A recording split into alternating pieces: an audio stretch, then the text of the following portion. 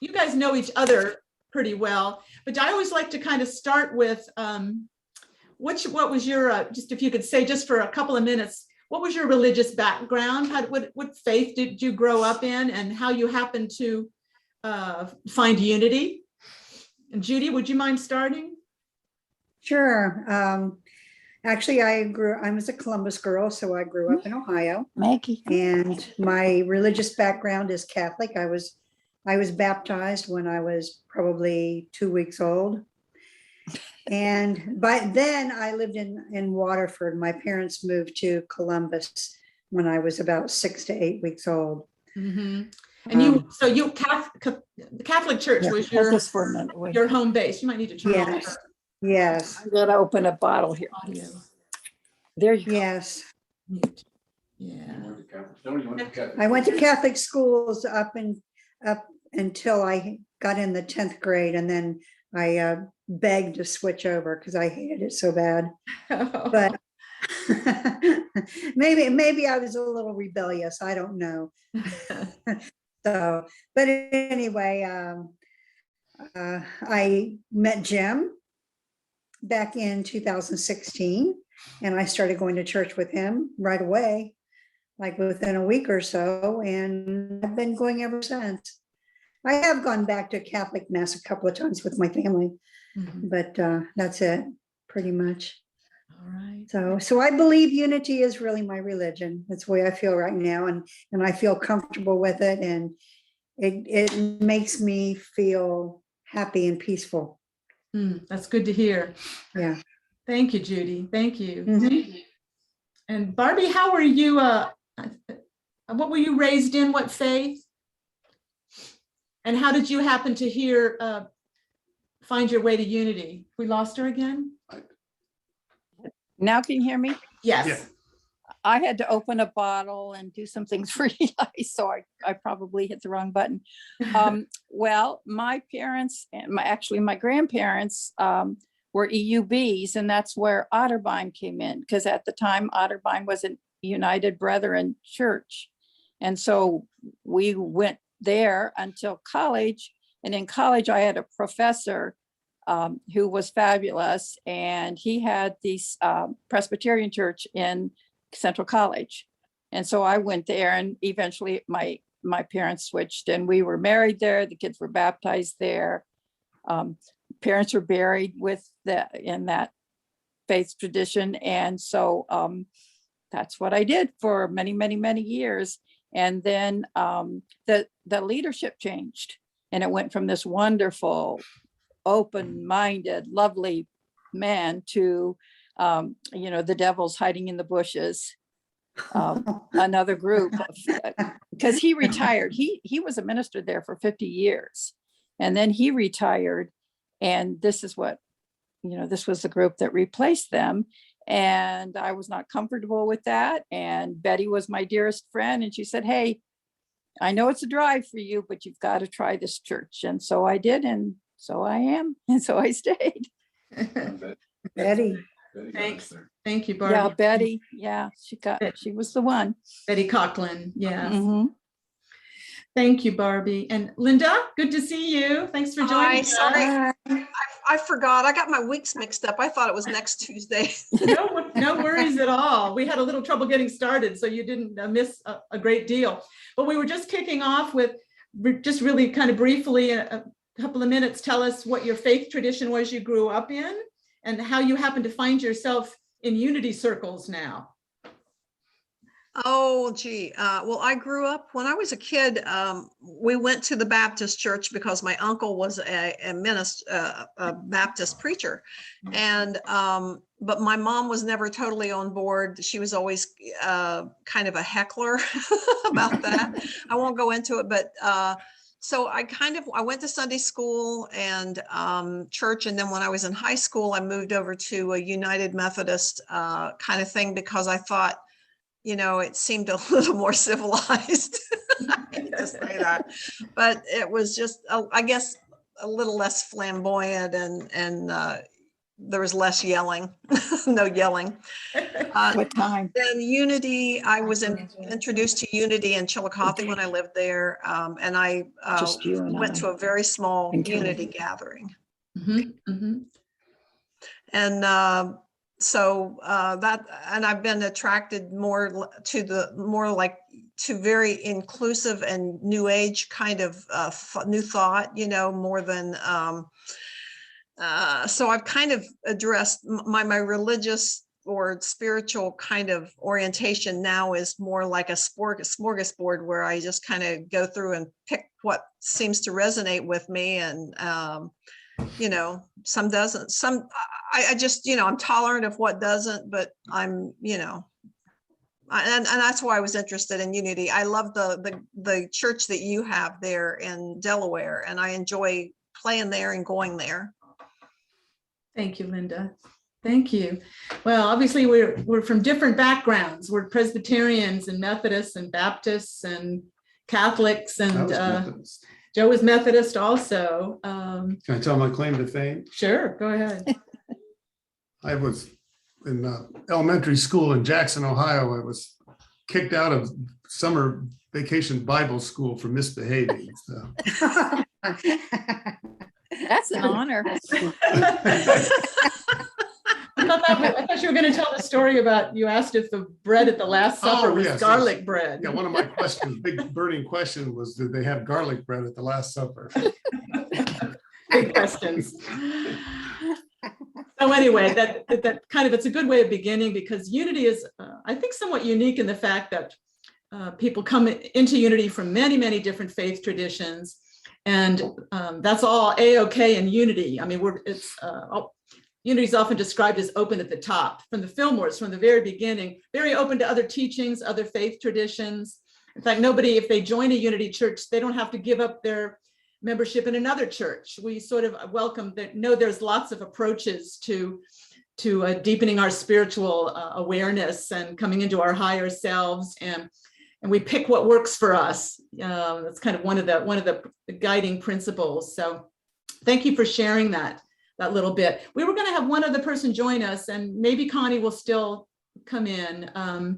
But if not, maybe we'll catch her the next time we do this. I've been kind of meaning to do this for a while, but with the pandemic and everything, it just hasn't come up. Judy kind of prompted the idea, so I'm grateful to you, Judy, for doing that.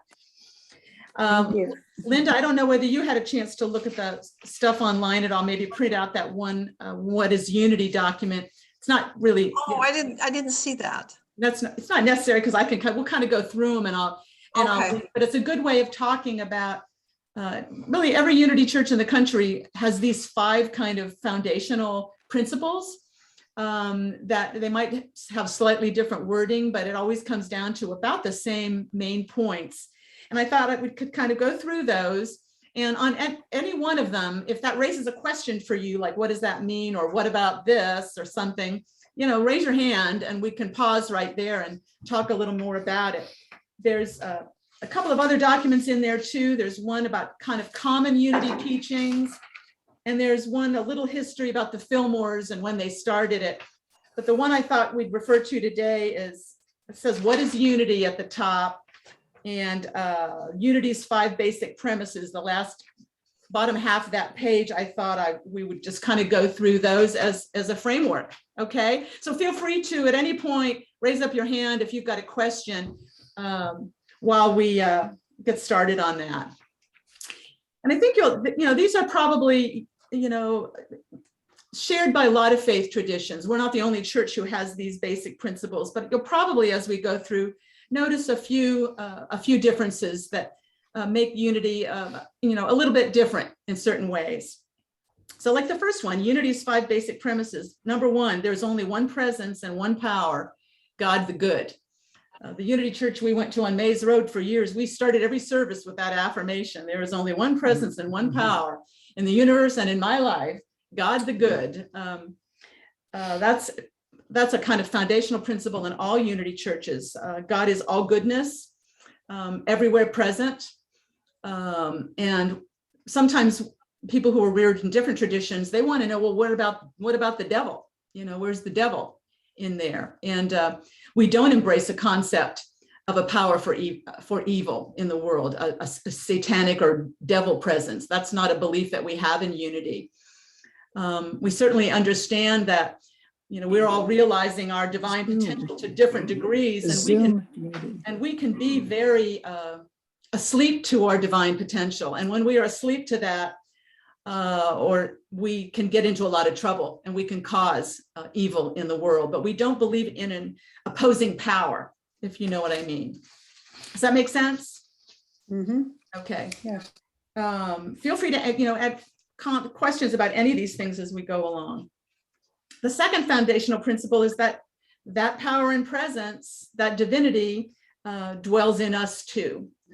There's a spark of divinity. There's divine energy within each one of us.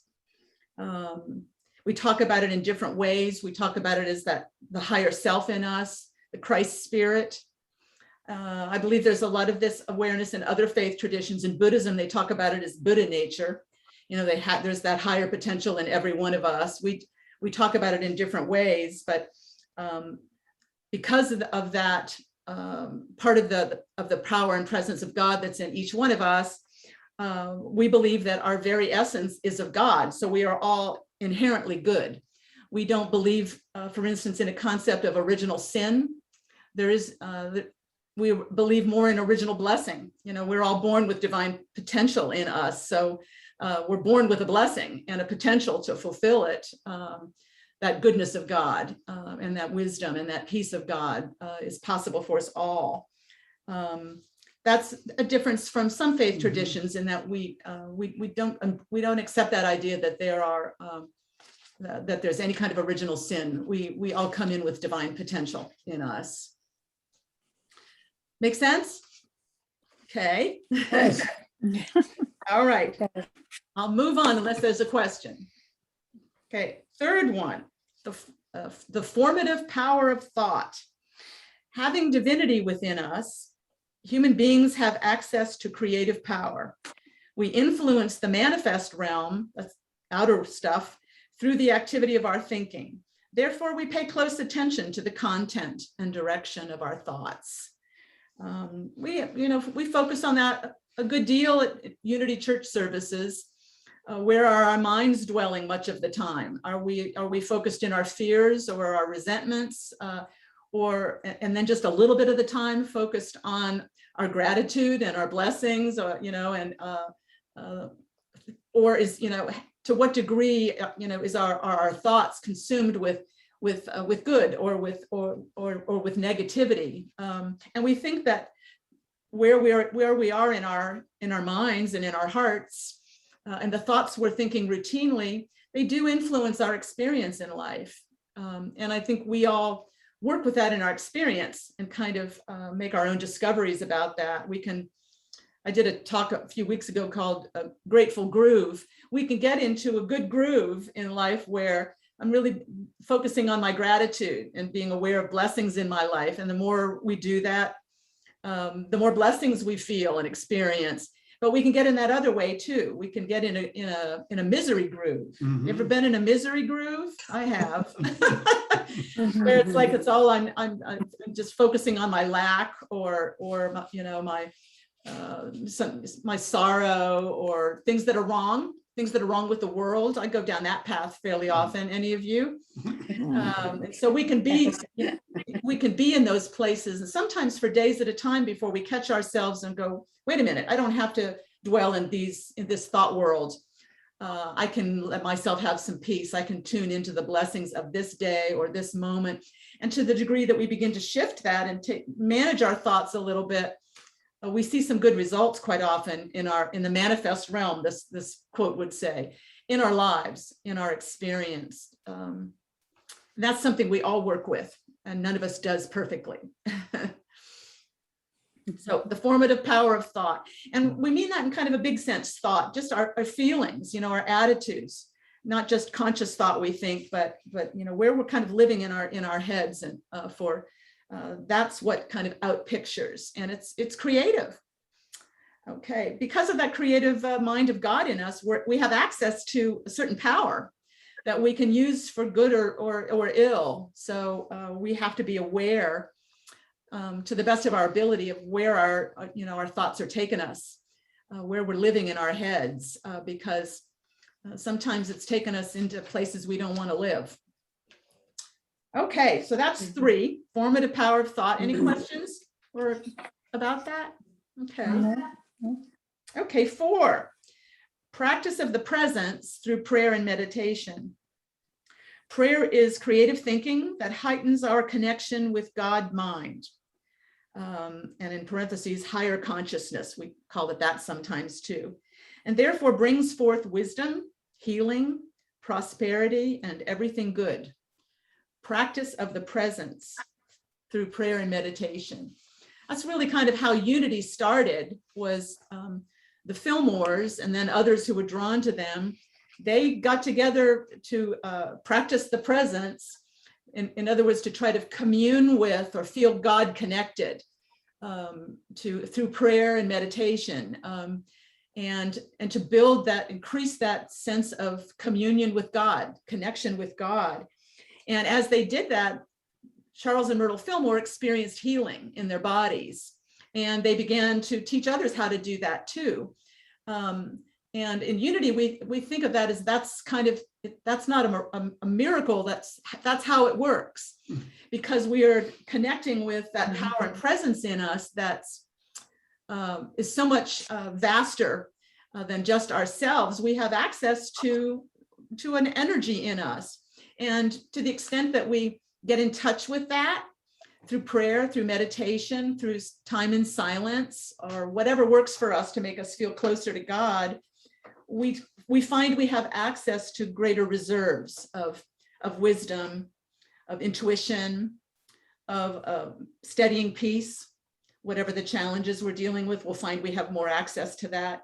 We might find that our bodies and our minds are feeling a little stronger, a little clearer, because we've been, cultivating, having those times of building our sense of connection with God in us. So we do believe that practicing the presence is healing for everyone who does it, because of that potential within us, that wholeness of God that we all have a part of, and we all have access to and have a connection with. So we talk about healing a good deal in Unity, and we work with healing a good deal through our thinking, through our affirmation work. We talk about affirmations a lot, which is really just a fancy word for a statement of higher truth to remind us of the power and presence in us. An affirmation could be as simple as, I'm one with God. The healing energy of God is in me now. Whatever it is, it's something to remind ourselves of the higher truth we want to remember, as we build a deeper awareness of God in us. And as we do that, we tend to see good results. We feel better. We have access to better wisdom and support. And that's something we all work with, and none of us does perfectly. But one thing I always like to point out going through this, practicing the presence through prayer and meditation, brings forth wisdom, healing, prosperity, all those things. It's unfortunate that sometimes people in Unity circles, they kind of turn that the other way. They flip it over and condemn themselves for having negative experiences because of their thoughts. Have any of you ever heard, been exposed to that attitude? That's taken that in the wrong direction. And it does so much more harm than good. I can't tell you how many times somebody who's been sick has told me, what did I do, to bring this on myself? And it's such it's an unfortunate twist of this principle. This doesn't mean that anything bad that happens in our life is our fault.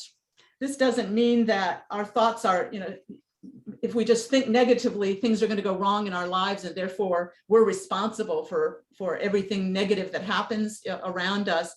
That's going too far. And I think maybe it's the ego getting in there, why that idea gets going, because the ego thinks it's all powerful. I control everything. And so the ego will rise up, and we'll sort of condemn ourselves too. I've made this happen with my thinking. So I think it's really important not to do that. we need to have some humility as well and understand we're not all of God mind. We all have access. We all have a God connection, but I'm not calling all the shots out here on everything that happens. This is a world of cause and effect we're born into. And I didn't expect a pandemic last year, did you?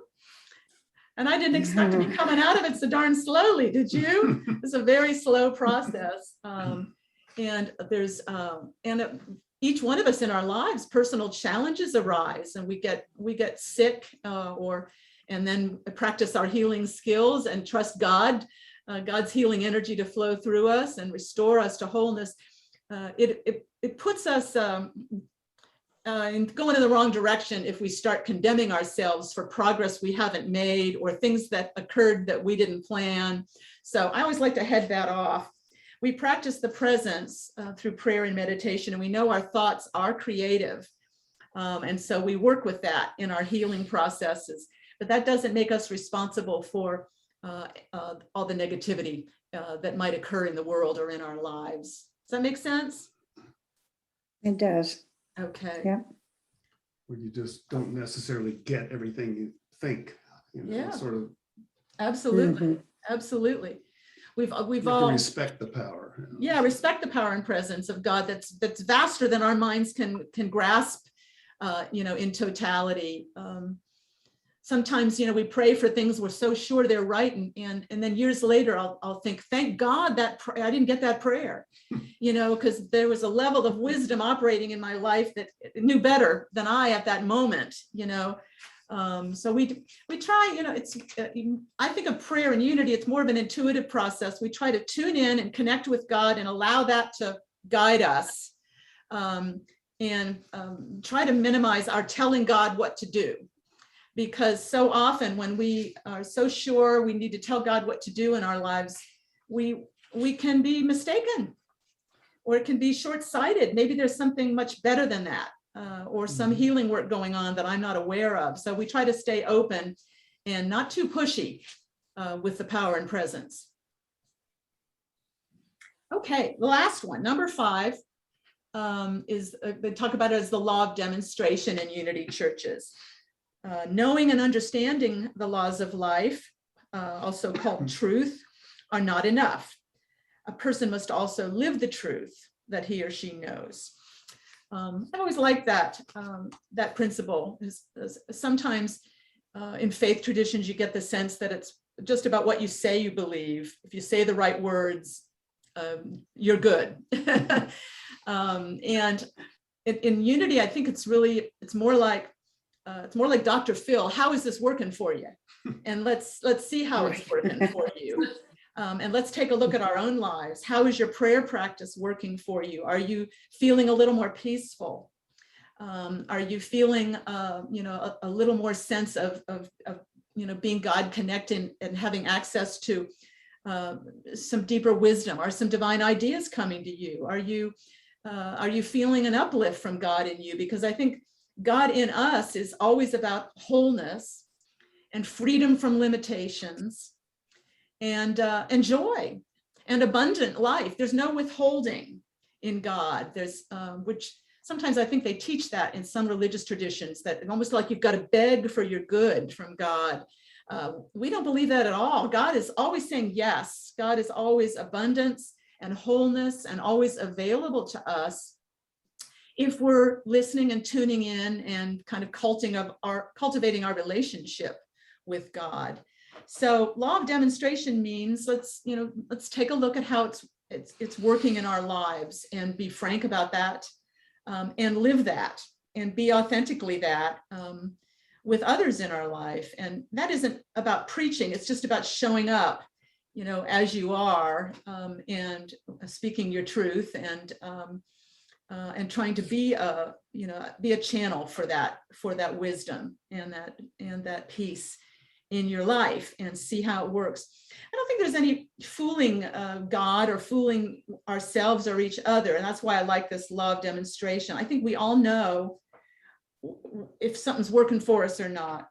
Are we feeling more peace? Does this feel more truthful? Does this feel more like how I'm supposed to live? And like I'm you know, I'm kind of tapping into something deeper in me and it feels right, and I'm getting guidance a little more often, you know, that's proof. I mean, that's demonstration. That's a demonstration appearing. In Science of Mind circles, I don't know whether any of you ever went to a Center for Spiritual Living church. It's sometimes also called Science of Mind, but they talk about the answer to prayer as a demonstration. So if you're focusing on some good, or there's something you know you're visualizing and or wanting in your life, and you begin to have be guided toward it and see some signs of things appearing in your life. It could be healing, like you want to feel better in certain ways, and you begin to, and you commune with God, kind of recognizing that wholeness of God, that healing energy of God, and say you begin to feel some improvement, the way Myrtle Fillmore did with TB way back when. That's a demonstration. That's a demonstration, and those things are really heartening. They tell us it's working. What you're doing is working in your spiritual growth work, and that can be very stimulating for more and more. And the more we do practice that presence in whatever way works, the more we do feel like the more encouraged we are, because we're going to feel better the more we do it. The more we do it. So that's law of demonstration. Those are like the 5 primary principles. Probably no surprise to any of you who have been coming to Unity churches, because I'm usually talking on one of these almost every week in one way or another. Like this week, I'm going to be talking about intuition. Well, that's guidance from within, courtesy of our deep tap into the power and presence of God, you know, that level of wisdom in us that we all have. We talk about it as intuition, but we could talk about it as guidance too. You know, if we've cultivated some ways of listening and being still, and trying to tap into, not rushing with our conscious, you know, kind of pushy thought, like planning, plotting. If we've learned to kind of hang back and listen intuitively and see what comes to us, that's tapping into the power and presence. So which one am I on there? I'm on 3, maybe 1 and 3, and also the power of thought. So we're on one of those topics most Sundays in Unity. Well, so as I went through those, we'll open it up now to just any questions at all. As I kind of went through those sort of swiftly, did it leave you any questions, or are you puzzling about anything, or wondering you know, how this is different from, or, you know, other faith traditions? Don't be shy, okay? Ask questions if there's anything in your mind. I don't really have any questions. Okay, all right. I understand where you're coming from there. Okay. Certainly very different from Catholicism in certain ways. Oh, very, very different, very different. Yes. Yes. And also you don't have to worry about or be pushed to go to confession. So I remember as a little girl sitting in a pew and trying to think up something really good and juicy to say, you know. So did it really do me any good? Because that's the way the kids were. We were all like that. We discussed it. So yeah, but yeah, it's totally different, and it's peaceful, and you just, when you leave there, you just leave with such a great feeling. So I'm glad to hear that. Yeah. Jay. I appreciate you mentioning Yeah. that about confession, and you were supposed to confess your sins, right? Mm-hmm. And that's Mhm. that's an area of big difference in Unity, because we don't talk about sins at all. I mean, we really don't No, embrace that no. concept. We understand we're all making mistakes and Yeah. readjustments and doing our best and carrying on, but there's no condemnation or no for mistakes. There's no sense of that as sin. So it's not something we More embrace like at all. error. Yeah, an error. Error in thinking. But it's not, but it's not just confessing your sins to God. That's a whole different issue. You can do that at night in prayer, you know, if you have something that's bothering you. But to go into church and to confess to another human being who supposedly is representing God, but that I never really did agree with. Understood. So maybe as a child I did, because I was pushed to do it, and you know, But, yeah, I think that that's what prayer is for. You know, if something's troubling you, something's bothering you, you think you said or did something wrong, then you work it out yourself in prayer. You take it to God in prayer. That's my feeling. Good policy. Mhm. Good Yeah. policy. Barbie, I do. go ahead, Barbie. The message you gave like a month ago was the one about how sometimes unity gets a little carried away with healing and, what you kind of mentioned just a bit ago. When Betty was dying, that troubled her so. I have her original, I have the text she sent me, and we also had phone conversations. And she said, I'm doing it all and it's not working. Where am I going wrong? Why isn't my thinking? And at that point in time, she did not know that she had cancer, that her cancer had returned. She only knew that she had incredible pain and nothing seemed to help. And so she thought she was deficient because she couldn't make that work. Yeah. So that's I was grateful for that clarification. The other thing, some things that people say, like when Abby was diagnosed with cancer, it was God's will. And I just couldn't accept that it would be God's will to have a 24-year-old have cancer, which was at that time very unusual for somebody that young to have it. And that God doesn't give us anything we can't handle. And I resented that deeply. And the other one is people say, there, but for the grace of God go I, like after an accident or something. And I think, well, didn't God's grace cover the victims as well? I mean, were you pulled out and treasured in a different way? Those are just ponderings I have. And your message a couple of weeks ago was the perfect answer to that. I'm glad that was helpful, Barbie. And we human beings, we find ourselves not knowing what to say in the face of illness or loss or tragedy. And very often, very unhelpful things will come out. You'll hear awful things like, God needed another angel or something like that. Yes. Horrible things, that people hear and say.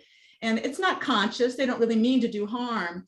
We're just really not taught very well how to be supportive to one another and how to share from the heart with people going through tough times. But one thing I know I don't want, to be any part of in my church, or really I wouldn't want to see it in any church, would be any kind of condemnation or suggestion that people deserve, illness or problems, or that they brought it on themselves. That is so unhelpful and so wrong. So I appreciate your mentioning that, Barbie. It's it kind of calls us to our humility. There's a lot we don't know. I can't explain in this world of cause and effect, this amazing, earthly experience we're having. I can't explain why everything happens. None of us can. We have certain principles we embrace. We know what things help to draw us closer to that intelligence in us, that wellspring of God's power and presence in us, and that helps us in our lives, helps us be a greater blessing to others. But I don't call all the shots on planet Earth. Nobody does. And things happen in all our lives we can't explain. The best thing we can do is be compassionate with ourselves and each other, to try to help us get through those times. Connie, I see you there, and I'm so glad to see you. But we've been yakking for a while. We already kind of went through the principles. I wonder if you and I could have another separate time where I could just kind of go through those principles again for you, so that I don't have to repeat all those 5 foundational principles that we just went through. But maybe you could share a little bit, what you've just tuned in on, did it raise any questions for you, or did you bring in any questions about unity with you? I really didn't. I tell you what, I apologize. I was at the dentist and then I got distracted and I forgot to tune in. So I apologize to you. No problem. So in fact, I'm not prepared for the meeting at all, but I thought, well, I will just tune in and listen to get what I can get. And then it looks like Joe's, are you taping it, Joe? Yes, I'm recording. So, Yeah. I mean, I could listen to the recording and then, you know, Joanne, I could contact you. I don't want you to do more than you have to for me. Well, I don't mind doing it, but that sounds like a good place to start, Mhm. maybe. Listen to Okay. the recording and look at those documents, you know, on the website. And then, if, you know, if that raises some questions or things like that, you and I can dialogue. We can set up another Zoom, or we can, you know, talk, you know, whatever would work for you. That'd be great. Are you going, I mean, you know, I grew up in another church, so does this mean like after we would do this, like, is there a ceremony or something, or was that covered in the beginning? I didn't talk about that, but I'm glad you brought it up, Connie. I used to do this as a you know, a preliminary for anybody that wanted to join the church. We have this meeting usually after a service on a Sunday. We sit in this and go through these principles and ask questions and discuss. And then sometime after the fact, you know, a couple weeks later or whenever it was convenient for everybody, I'd have a little welcome into membership at the church thing and invite people to come up front, and we just do a little welcome spiel. It takes just a few minutes. But now it's kind of like, you don't have to join the church. I mean, I'll probably offer that as an opportunity, you know, at some point. And if somebody does want to join it, we'll find a common time. You just let me know if you'd like to do that. But it's also, I think, just good to do this occasionally because, you know, we don't share these principles all the time, and people may not know the way we think in unity. You probably know a good deal from listening to a bunch of Sunday services. We're usually on with, you know, one of these 5 principles all the time. But so when you listen to the recording, Connie, I think you'll catch right up, and it'll probably make sense to you, all the, you know, what these principles are. Okay. But so anyway, the membership thing is, if you want to, let me know. And then I can coordinate, and we can find a time to do that. But and I would assume I do. I mean, I've been listening to you now for a couple years, Joanne, and I feel real comfortable in this church. I know I haven't been there because of COVID, but I have listened, and when I was able to attend, I felt real comfortable. So, I always see your name there. I usually see your name there on Sundays. I don't know whether you know these other characters. I do. I know Barbie real well. We came to a concert at your house, and I've seen Linda. You were in the group that sings. I forget the name of Avalon 9, right? And Judy Smith. You know Judy. Judy, I've seen you, but I don't think we've interacted very much. She's married to another character called Jim.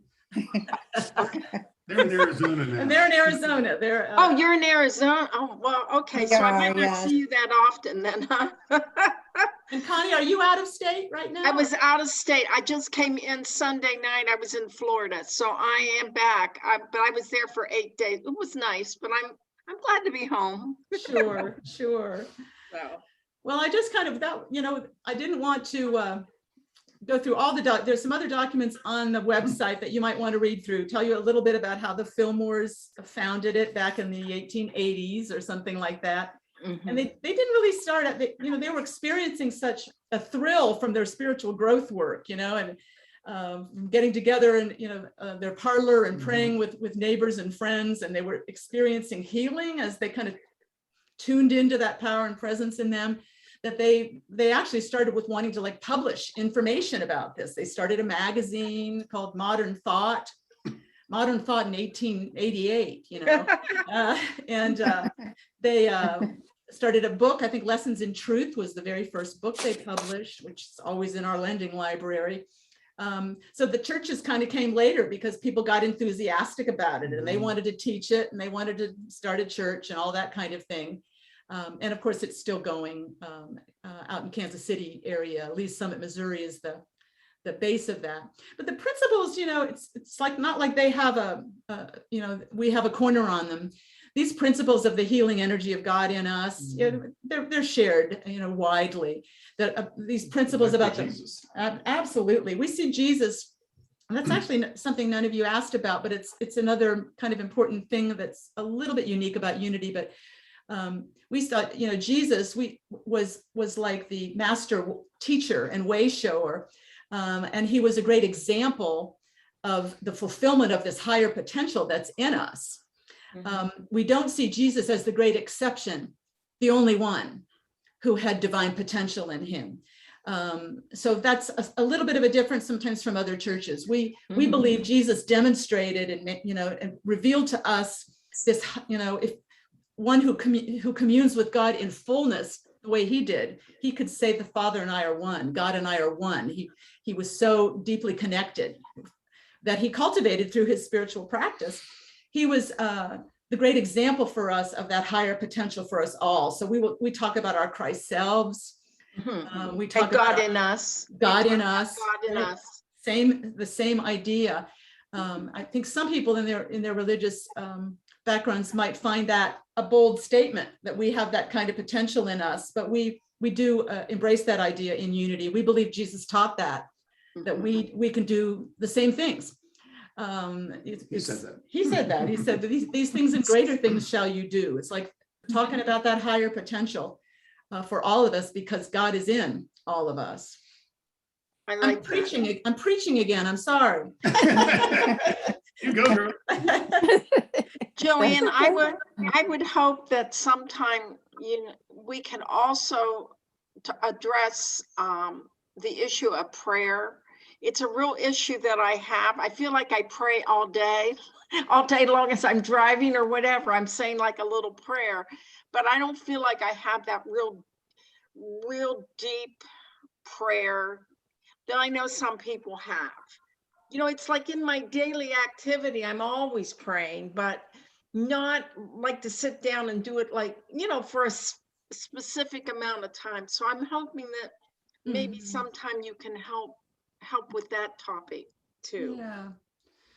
It might be a good time before too long to do another meditation class, because I think that's maybe the direction you're talking about, taking your prayer a little deeper. Right. And I do meditate. It's just that maybe it's unanswered prayers.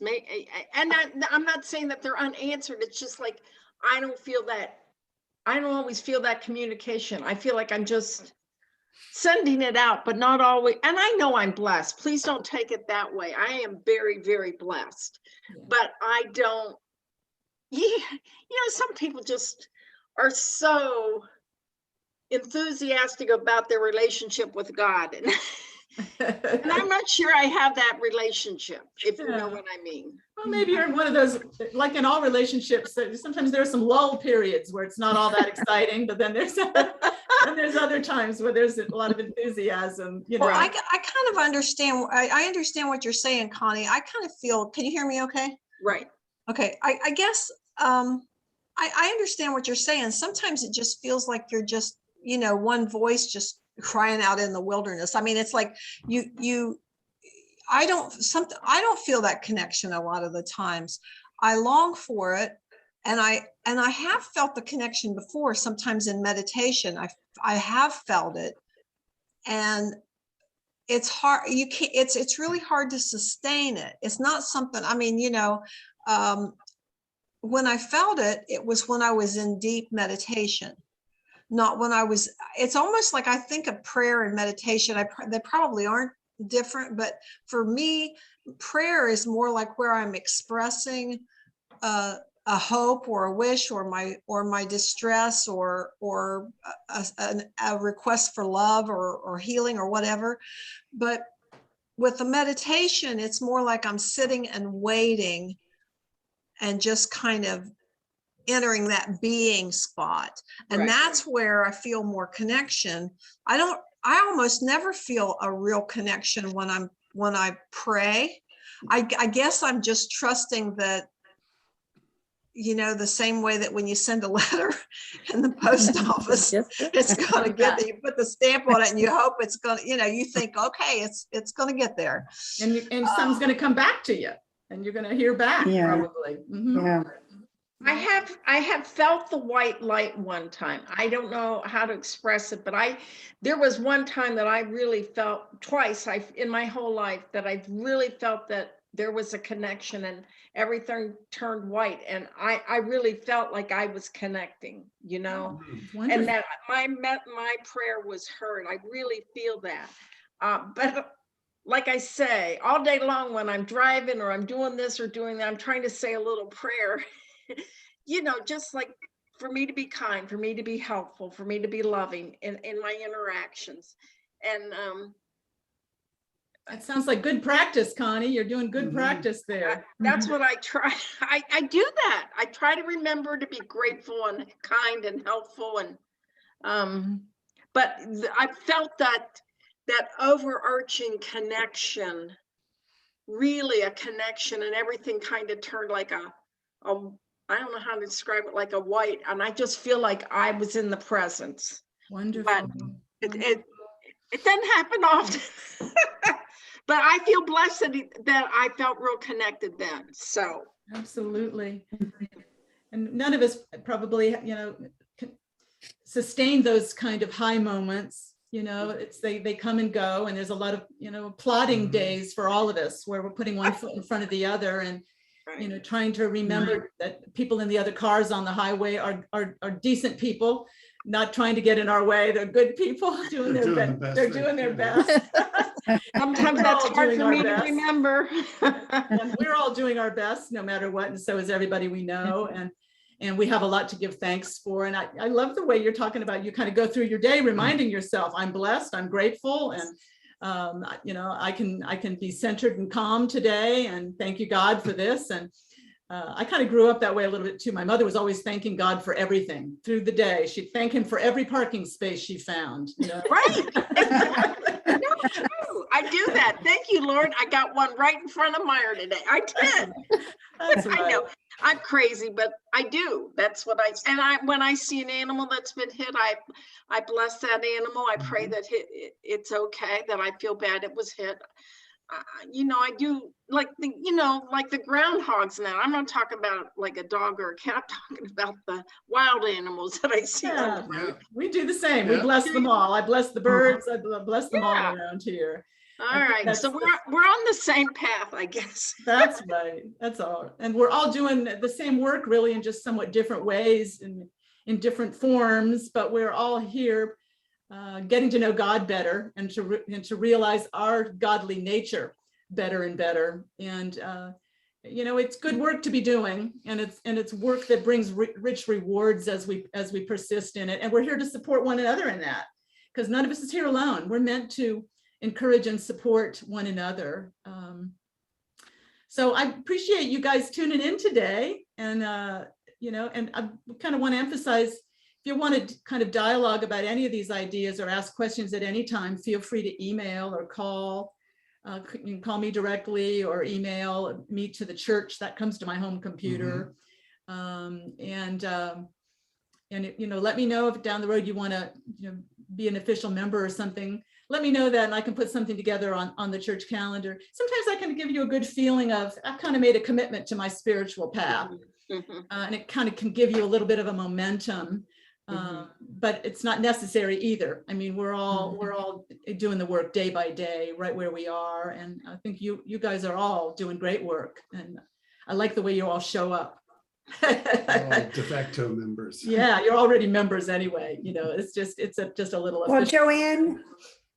Joanne, I do want to be a member, but I won't be back into Ohio until April. So Okay, that's is fine. We'll do it that then. is that when you'll make it? Is that when you'll make it official? We can definitely do it then. Yeah, and it doesn't have to be only one time too. So Okay. I'll bear Well, I that can in wait till mind. April. Okay. As long as you let me tune in. Absolutely. I'm so glad you're able to join us. That's one benefit of the pandemic period, is that we learned how to connect in other ways. And now we're continuing those, in addition to getting together in person. So, most Sundays we have about as many online as we do in person. It's about equal. And then by a couple of days later, there's more people online. Those numbers go up. Right. So church is different now, as so many things are. And Gives us a choice. that's right. That's right. Any other questions or comments or anything, folks, before we adjourn? No, I just want to thank you for doing this, because sometimes I think it feels, especially with the pandemic, as we're spending, at least I'm spending so much more time on my own and not really going to services and things like that. It really does help to see and hear other people who are, you know, also trying to find what what we're looking for. You know what I mean? Yep. It's like, I guess I kind of told myself that I stopped searching because I always kind of thought of myself as a searcher. And at one point I just decided, you know, I'm not searching anymore. It's not that I found it. It's just that I found that the search is getting in the way of my finding it. I don't know how to explain that, but it's like, I just, I'm kind of coasting into spirituality. I understand that, Linda. That makes So sense. thank you for your, you know, you really, the services online are really a blessing to me, and I appreciate it. Thank you, Linda. Thank you very much. And I concur. It's been wonderful. And thank you for taking my notes, Joe. When I can't hear Joanne, you turn it up for me. I don't know if I'm hard of hearing or what. I'm always sending Joe, I can't hear Joanne on the mic. Turn it up. So thank you. Figured Really. out now. I do thank you that I have benefited greatly from having my Sunday service. Honestly, it's been a blessing for me as well. I know I just said I came back from Florida, but we cooked in even while we were there. We didn't go out, so we ate on the beach. You know what I mean? Wow. Nice. That Very sounds good. isolated. So. That sounds good. Well, so good to talk with each of you, and we'll keep in touch, and we'll see you on Sunday, maybe online, and Online. send blessings to all of you. And feel free to email or call anytime if you have any questions. Okay. Thank you. All so right. much. Thank you. Yeah. Y'all Thank take you, care. Bye. Bye. Bye. Appreciate it. You bet.